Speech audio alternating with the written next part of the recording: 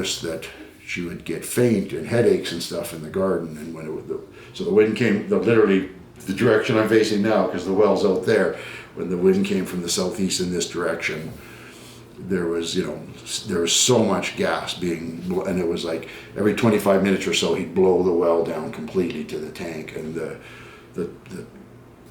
thief hatch on the top of the tank would blow open, and there would be lots of gas. So so he set this up all illegally.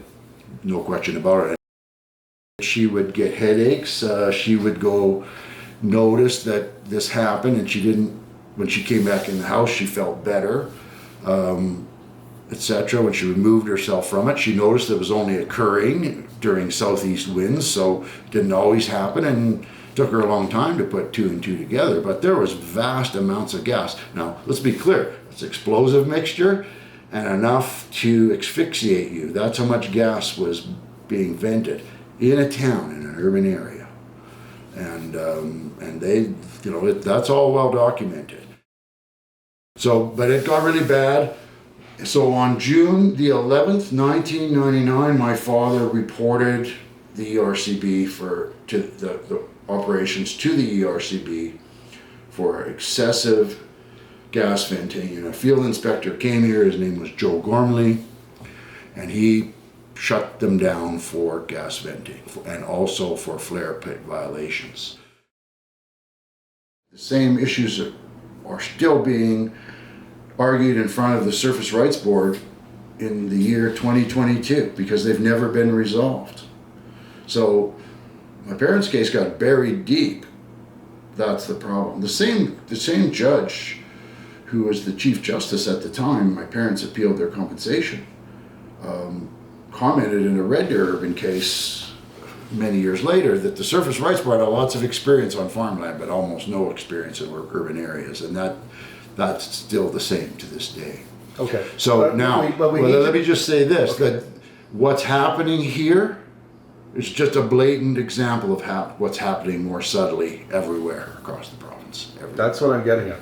Because what's important is that if this is important, it's important because it illustrates the way the oil companies worked, Yep. and the regulator worked, and the various boards worked, like the Surface Rights Board, and they worked against the interests of landowners and farmers, and is that the case?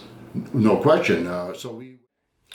The story here begins in June of 1977 when Dyko Petroleum approached my parents for a well site, for an oil well, and didn't identify the site. My parents met them in Calgary at the Petroleum Club.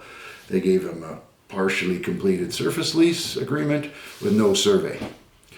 They surveyed the site after that, the first original site, and then a few weeks after that they applied for a right of entry order and a well license at the same time. You can't do that today, but in the 1970s that was possible. So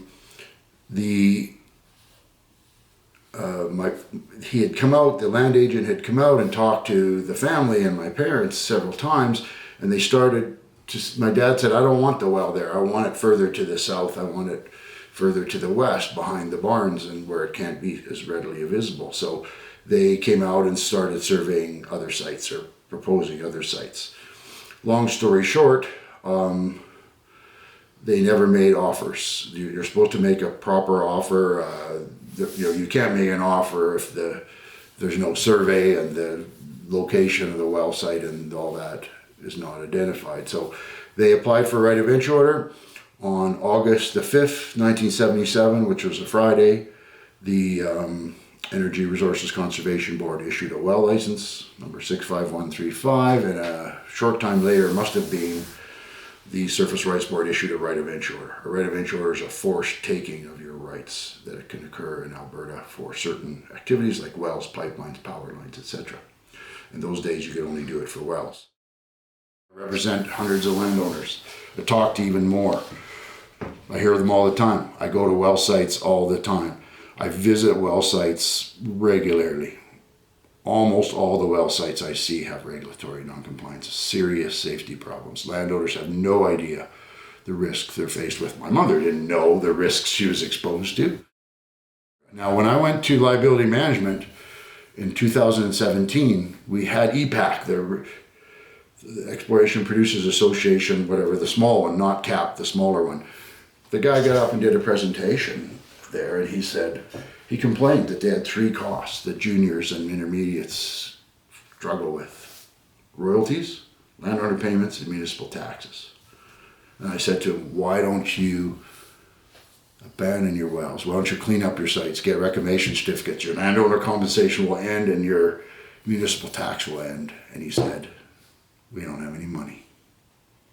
That was in 2017. That's the problem. You know that's the problem as well as I do. But oil companies are hoping to eliminate the need to pay landowners. That's what R-Star is all about. They're hoping to pay, stop, not have to clean up out of their own pocket. That's where we're headed in Alberta.